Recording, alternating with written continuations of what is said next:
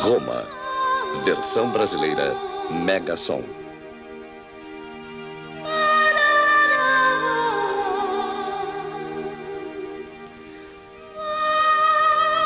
Roma é a única cidade grande do mundo cujo passado misturou-se indissoluvelmente à vida de todos os dias. A cidade cresceu no tempo, metabolizando as construções existentes e incorporando-as em edifícios de épocas e estilos diversos.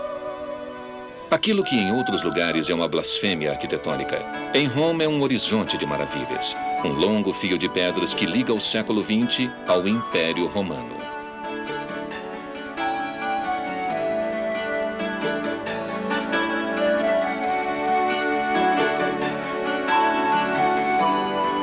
Talvez a explicação mais plausível para essa inatacável continuidade resida justamente nas dimensões monumentais dos edifícios antigos, colossais e respeitados demais para que possam ser demolidos completamente. E assim, Roma oferece a mais completa das viagens, aquela da volta no tempo. Se a mente estiver aberta e os olhos forem ágeis, até a procura de produtos hortenses e a parada no bar podem desdobrar-se em passeios entre fontes barrocas e colunas de templos antigos. O Coliseu é o símbolo mais conhecido e mais imponente da antiga monumentabilidade. Com o Fórum Romano adjacente e os fóruns imperiais, o grande anfiteatro atesta o poder mundial, que na época concentrava-se em Roma. No foro desenvolvia-se a vida civil e religiosa da Roma antiga. Aí estavam sediados o governo e a magistratura do Estado. No Capitólio ficavam de vigia os deuses protetores da cidade, e a eles eram erguidos templos e estátuas, ao passo que no Palatino eram construídos e estratificavam-se os palácios dos imperadores. Com o Império, muitas funções do Fórum Romano passaram para os grandiosos fóruns que os imperadores mandaram construir. O Foro Trajano, um dos maiores, consistia de uma praça cercada por um templo, uma basílica para a administração da justiça, a coluna trajana e os monumentais mercados em semicírculo.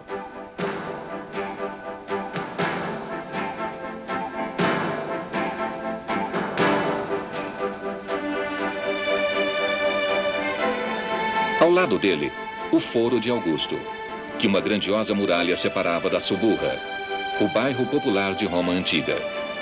E em seguida, o Foro de Nerva, com restos de preciosíssimas esculturas. As pedras antigas do Foro Trajano são intercaladas por construções medievais, renascentistas e barrocas. A Torre das Milícias, a Casa dos Cavaleiros de Rodi e as duas igrejas barrocas simétricas criam há séculos já um dos palcos romanos mais originais e sugestivos. Em todos os cantos do centro histórico, os monumentos romanos convivem com as arquiteturas posteriores. Na Praça Colonna, diante do Palácio Chigi, surge a coluna de Marco Aurélio, que, juntamente com a de Trajano, representa uma das criações mais originais da escultura romana. E os restos gigantescos do Mausoléu de Augusto, construção circular que foi o sepulcro do imperador, constituem uma presença familiar nas proximidades do Tevere e formam um contraste violento com o paralelepípedo que protege o altar da paz de Augusto. No aparente caos dos muros caídos e dos arcos partidos, as pedras das termas de Caracalla deixam entrever ainda as formas das grandiosas salas onde ficavam piscinas, ginásios, bibliotecas. Calcula-se que as termas de Caracalla pudessem hospedar comodamente 1.600 banhistas de cada vez, um número altíssimo até mesmo para os tempos modernos.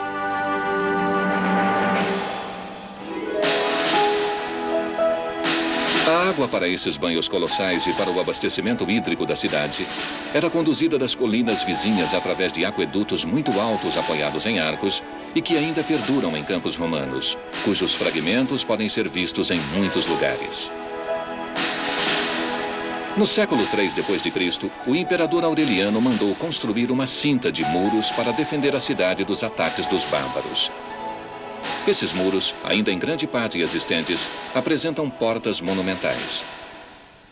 A Porta São Sebastião assinala o início da antiga Via Ápia, a Rainha das Ruas, que era assim chamada porque ligava Roma com a Grécia através do porto de Brindisi. Ao longo da Via Ápia, que corta os campos romanos com seu pavimento de pedras, flanqueadas por cipestres e pinheiros mediterrâneos, surgem os restos de maravilhosos monumentos sepulcrais. Entre eles, é reconhecível o túmulo cilíndrico de Cecília Metella.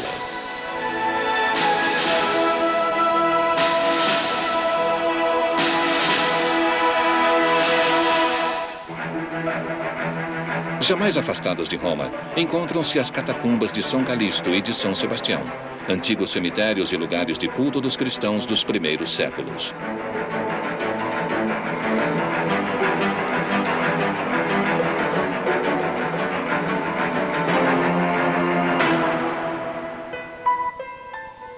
A Roma antiga dispunha de adequadas ligações fluviais com o porto de Ostia. Os diques e os armazéns do porto de Roma no Tevere, ou Tibre, foram descobertos recentemente. Próximo desse porto existe uma pequena colina, o Monte Testádio. Trata-se de um acúmulo de detritos, principalmente ânforas para transporte de produtos alimentícios produzidas nos séculos da antiga metrópole.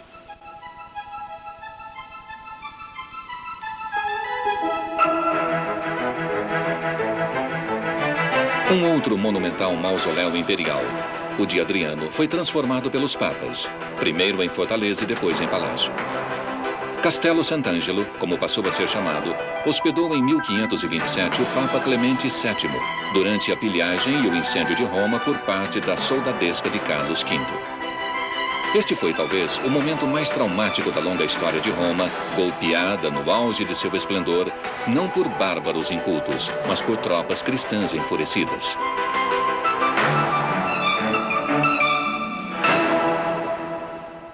Do mausoléu de um imperador romano para o túmulo de São Pedro. A Roma cristã herdou a função ecumênica da Roma imperial e construiu, a partir do século XVI, o seu símbolo fundamental, a Basílica de São Pedro.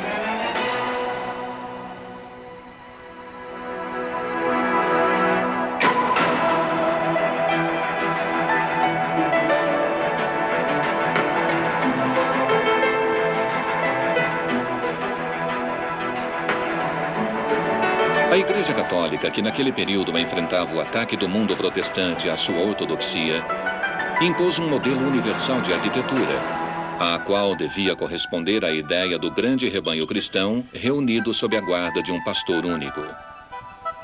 A cúpula de São Pedro, protetora e dominadora, evoca o conceito da Mãe Igreja, da qual partem em todas as direções milhares de sinais barrocos das bênçãos de papas e santos.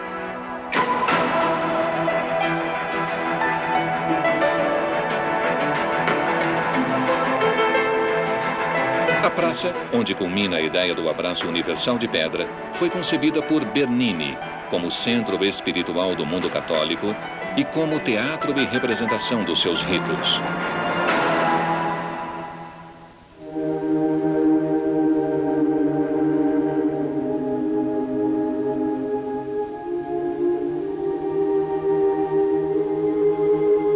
São Pedro, a maior e mais esplendorosa igreja do mundo, possui também em seu interior um número incrível de obras de arte.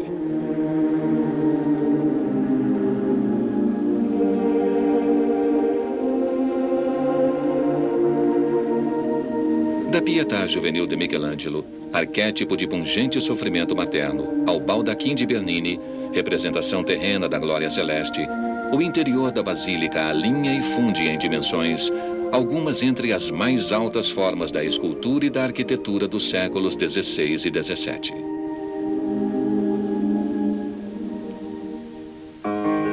Atrás da cúpula de São Pedro, estendem-se os jardins e os palácios do Vaticano, o menor país do mundo, sobre o qual o Papa é que tem jurisdição.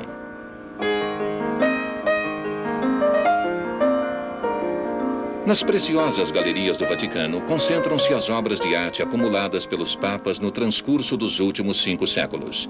Entre elas, as obras-primas da escultura do mundo antigo e os grandes ciclos da pintura de Rafael e Michelangelo.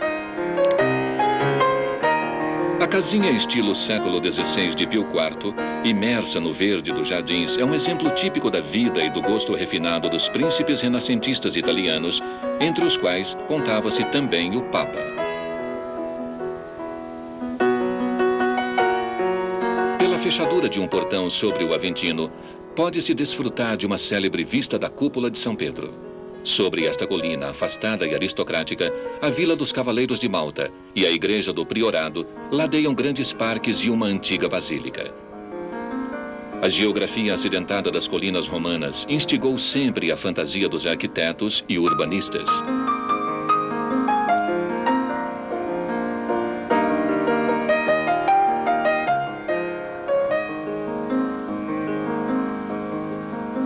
O interior de Santa Maria do Priorado é um ambiente setecentista faustoso, no qual o Piranesi desenhou algumas das suas mais fantasiosas criações.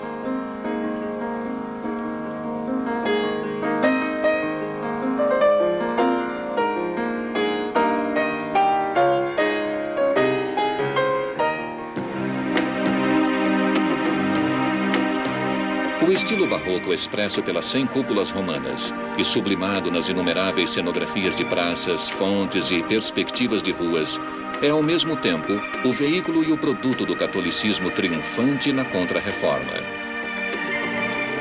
A cultura humanista dos príncipes da Igreja e o gênio dos artistas concorreram do século XVI ao século XVIII para fazer de Roma a cidade modelo para a urbanística daqueles séculos.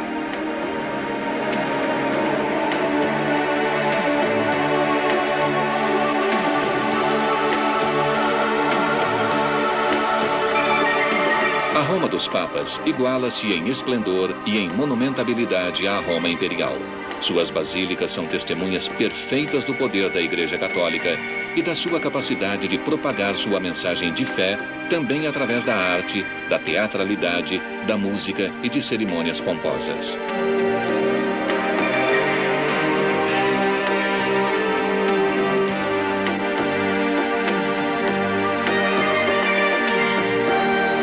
Santa Maria Maior, como muitos edifícios romanos, tem uma história mais do que milenar.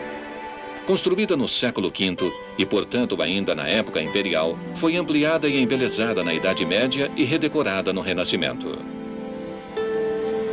Entre o fim do século XVI e o início do século XVII, ela ganhou duas majestosas capelas, a Sistina e a Paulina, e no curso de 1700 foi feita a cenográfica fachada.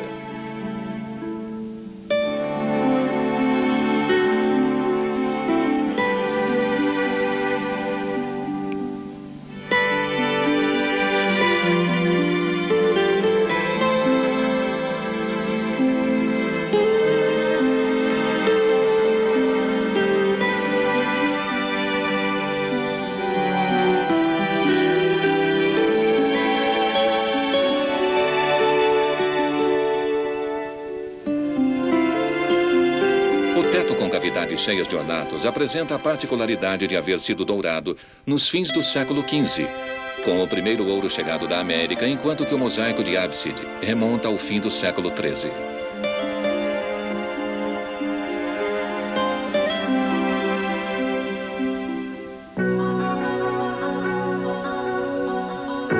São João de Latrão, Catedral de Roma e do mundo, remonta na sua forma primitiva ao século IV, mas foi destruída inúmeras vezes por incêndios e terremotos e sucessivamente reconstruída.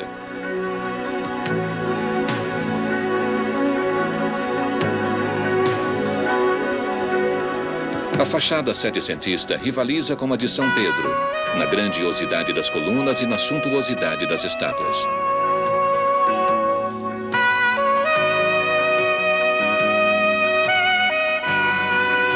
Durante mais de 1000 anos, o Latrão foi residência oficial dos papas, mas o palácio atual, que data do século XVI, foi concebido como residência de verão para eles. Na praça ergue-se o mais alto e antigo dos obeliscos egípcios erigidos em Roma.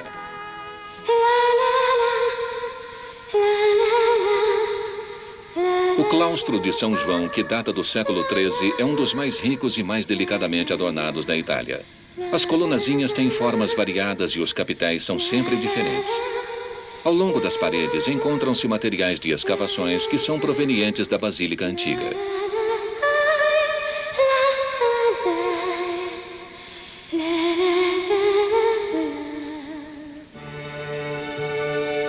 No interior, o transepto, ou parte lateral curta da basílica, é particularmente suntuoso. Foi decorado pelos maiores artistas maneiristas do fim de 1500 e início de 1600. A presença mais inacreditável é o grande órgão, colocado justamente sobre o ingresso lateral. Na ábside, refeita no século XIX, está colocado um grande mosaico medieval, com o Salvador circundado por anjos e a cruz posta sobre a Jerusalém celeste. E ao redor de tudo, os vários símbolos da iconografia cristã.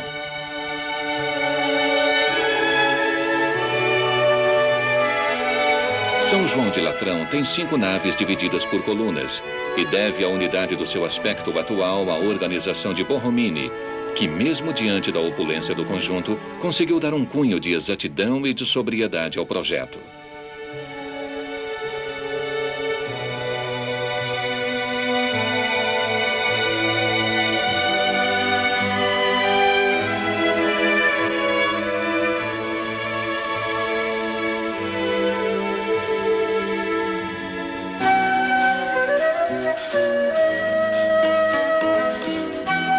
Uma característica de Roma é a transformação dentro da continuidade. Edifícios antigos servem de apoio para os renascentistas e barrocos ou são reutilizados com funções diferentes. Na colina do Capitólio, onde estavam os templos das divindades romanas, Michelangelo construiu a primeira praça da Roma moderna, delimitando-a com 3 palácios que se debruçam sobre uma escadaria monumental.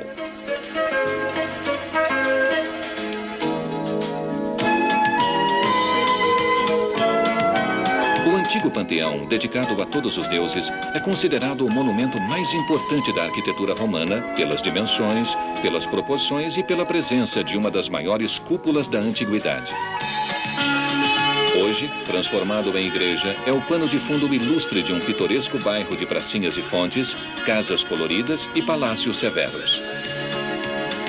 O gueto hebraico é o lugar onde se torna mais evidente a mistura de monumentos romanos e de habitações modernas.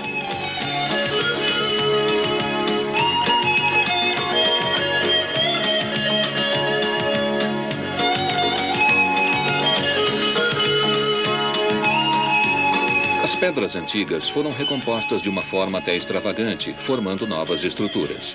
Assim, tabacarias e vasos de gerânios despontam entre antigas inscrições e bustos de severos cidadãos romanos, mortos há 2000 anos, enquanto que colunas de templos e de mercados romanos decoram calçadas prosaicas, abarrotadas pelas mesas dos restaurantes ao ar livre.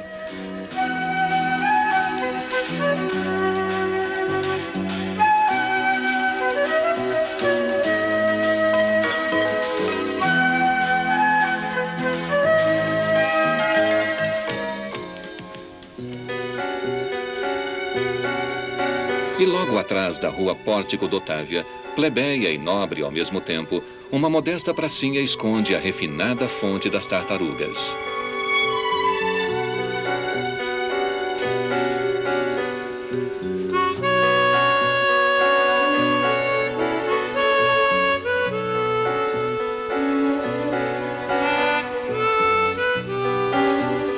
Com o mercadinho do Campo das Flores, continua o alternar-se do monumental e do popular, e o desenvolver-se de modestos ritos cotidianos sobre o pano de fundo de edifícios ilustres.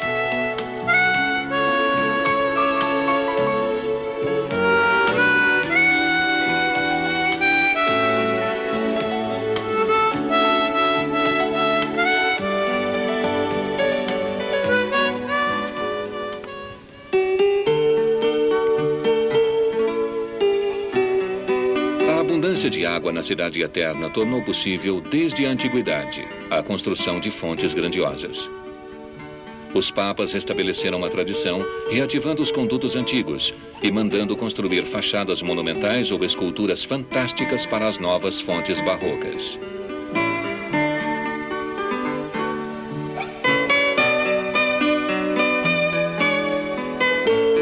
A Fonte de Trevi é talvez a mais célebre de todas, pelo efeito ágil de todos aqueles cavalos, daquelas figuras de deuses, das rochas, árvores e arcos, entre os quais a água esguicha e escorre, sobre o fundo teatral da fachada de um palácio.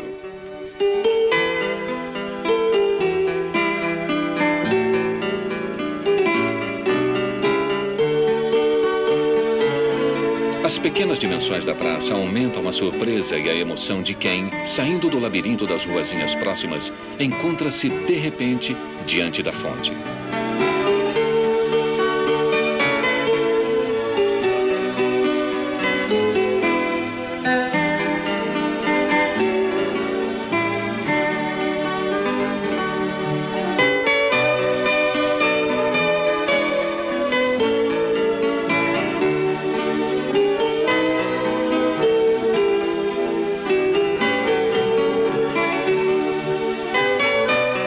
O estilo barroco que caracteriza a Roma dos Papas é também a expressão das grandiosas transformações urbanísticas da cidade.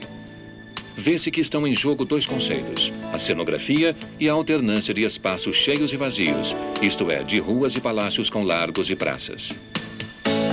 A escadaria setecentesca da Trinità dei Monti liga a igreja construída no alto da colina com a Praça de Espanha, a qual se alarga aos seus pés e depois se alonga pelo estreito canal da Rua Condotti. Além de ser uma cenografia grandiosa, a escadaria representa o arranjo agradável e funcional de uma articulação urbana difícil.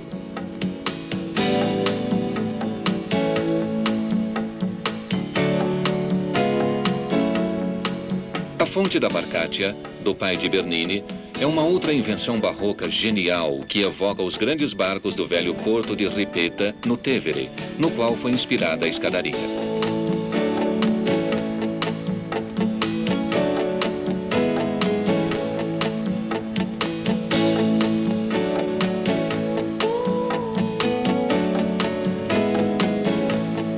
Na primavera, a escadaria é toda ornamentada com as azaleias das estufas municipais e, no verão, torna-se o palco de sugestivos desfiles da alta moda.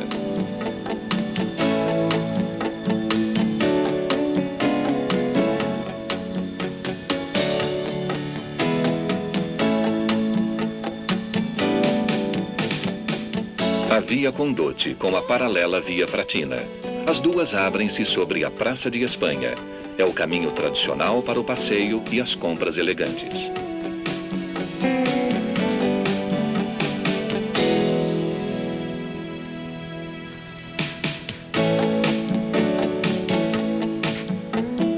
Entre suas múltiplas atrações, temos o Café Greco, fundado em 1760 e frequentado por famosos visitantes estrangeiros como Goethe, Schopenhauer, Stendhal, Liszt, Wagner e artistas e escritores italianos dos séculos XIX e XX.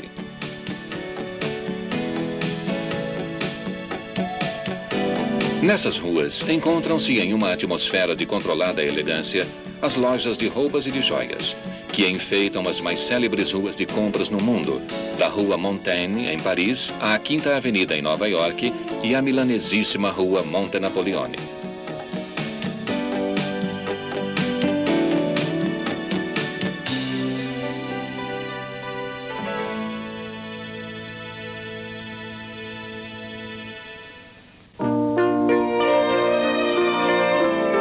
A Praça do Povo pertence àquelas maravilhas urbanísticas que fazem a glória de Roma. A praça apoiada à colina do Pincio é o ponto de chegada de três ruas retilíneas, dispostas em forma de tridente, que a unem respectivamente à Praça de Espanha, à Praça Veneza e ao Tevere. Giuseppe Valadier desenhou a praça no início do século XIX, colocando no centro um obelisco egípcio proveniente de Heliópolis e projetando a série de terraços e ladeiras que a unem ao Pincio.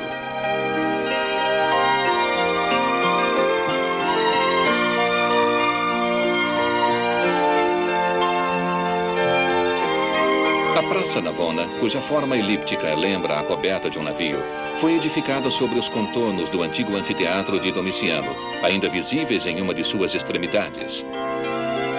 Bernini projetou a Fonte dos Rios, enquanto Borromini construiu a igreja de Sant'Agnese, toda feita de curvas e reentrâncias.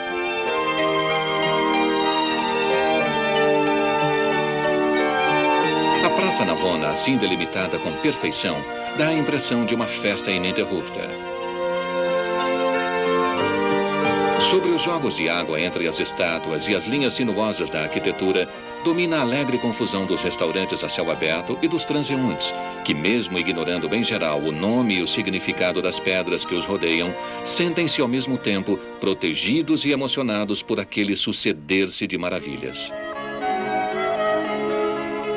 As fontes são uma constante da cidade e são encontradas tanto nos cantos mais escondidos como nos pontos mais panorâmicos. Do alto do Gianicolo, a Fonte Paula domina monumentalmente Roma.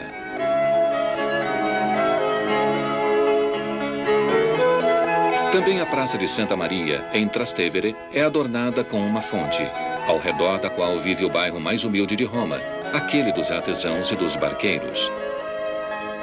Hoje, nos becos escuros e nas pracinhas festivas do Trastevere, o caráter popular é, em parte, diluído pela presença de comércio sofisticado e pela multidão de turistas.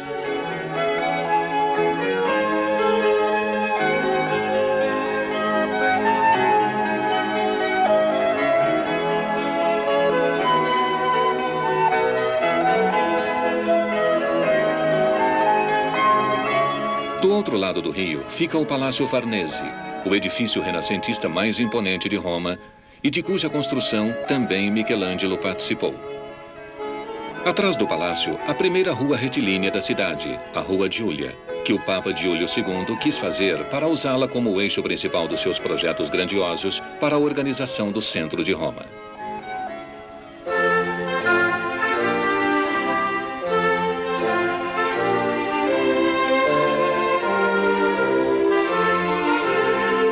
A partir do Renascimento, as famílias nobres romanas e as outras dinastias da península rivalizaram na construção de palácios residenciais suntuosos no centro de Roma. Além do Palácio Farnese, do Quirinale, do Latrão e da Chancelaria, surgiram o Palácio Veneza, os Palácios dos Doria e aqueles dos Mattei, o Palácio Corsini, o Palácio Barberini e dezenas de outras moradias luxuosas.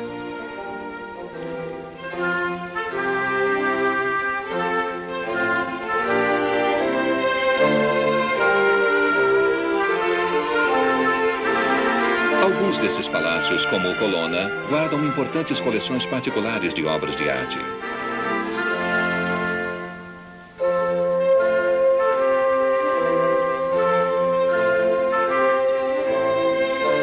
A Galeria Colonna, com seus salões ricos em ornatos de estuque, espelhos, afrescos, mármores e estátuas, reflete o gosto seiscentesco para o colecionismo e a mobília.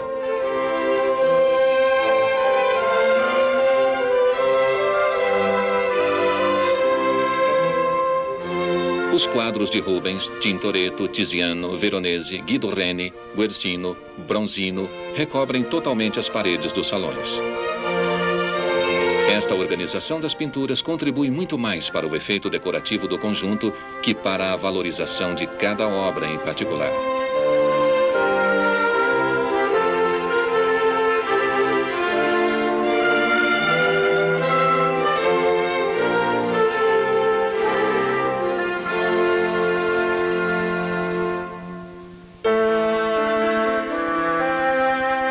No século XVII, começou também a construção de vilas suburbanas com parques majestosos. Entre as maiores estão a Villa Doria Pampili e a Villa Borghese, que atualmente são parques públicos.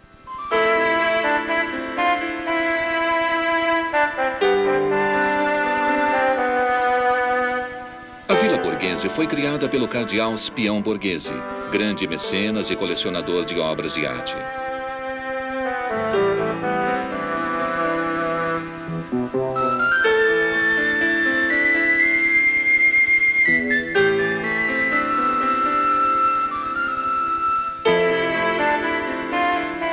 A Villa Borghese é o Parque de Roma por excelência. Os seus altíssimos pinheiros mediterrâneos inspiraram poetas, pintores e músicos.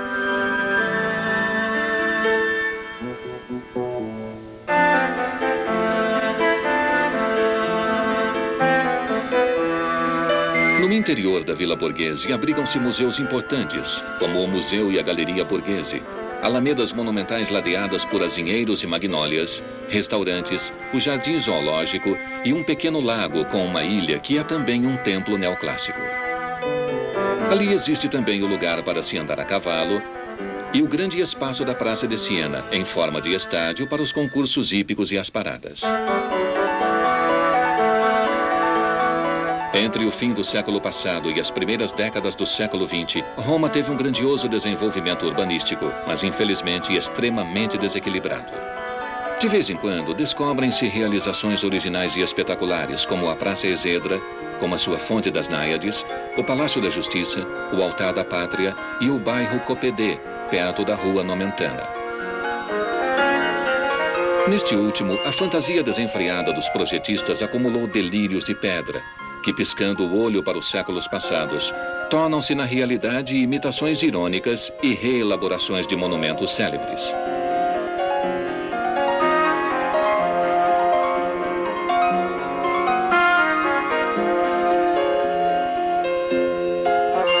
E nos anos 30-40, na onda do fascismo, foram erguidos enormes monumentos de mármore que deveriam igualar a grandeza de Roma antiga. Entre os principais estão o Foro Itálico, a Estação Termini, a Rua da Conciliação e, sobretudo, o EUR, o bairro que deveria hospedar a Exposição Universal em 1942.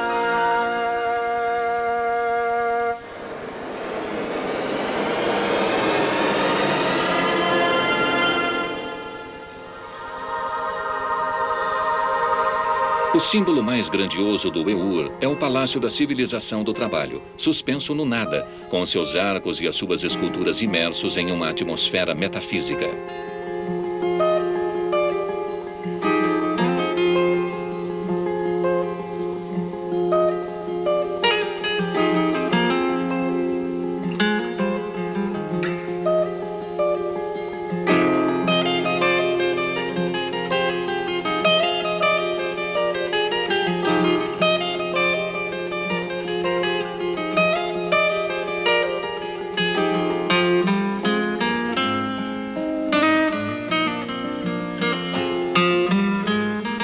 Pertence ao mesmo período histórico aquela que foi chamada de Fábrica Italiana dos Sonhos, a Hollywood sobre o Tevere. Cinecittà, um dos maiores e mais completos estabelecimentos cinematográficos do mundo. Aqui, completa-se o ciclo da história de Roma, 1000 vezes reelaborada e reciclada. Desta vez, o que temos à nossa frente é a Roma de plástico e de papelão.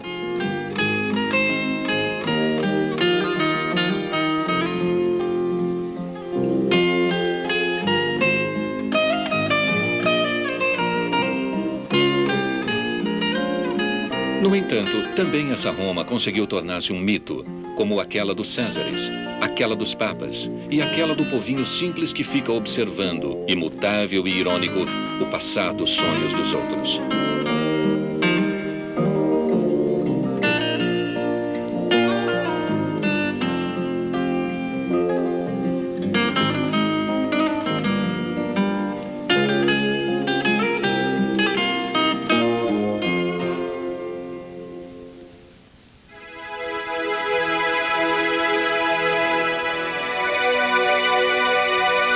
Infelizmente, a Roma moderna está se tornando uma mistura de lugares comuns. O loiro Tevere não é mais loiro, mas é até passavelmente poluído. O ocaso renunciou ao refrigério da brisa do poente a partir do momento que o delicioso ventinho é bloqueado pelas novas mastodônticas construções. E La Dolce Vita não é nada mais que uma ilusão de celuloide, criada talvez apenas pela fantasia de Fellini.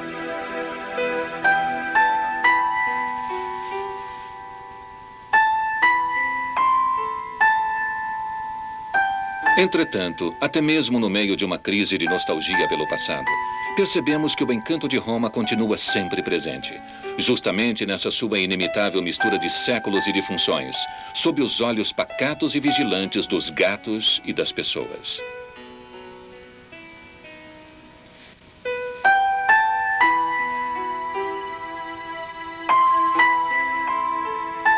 A cidade havia sido construída para representar o poder de maneira monumental. Deste teatro de pedra e de mármore, resta o palco, sobre o qual a cortina dos sonhos está sempre pronta a abrir-se.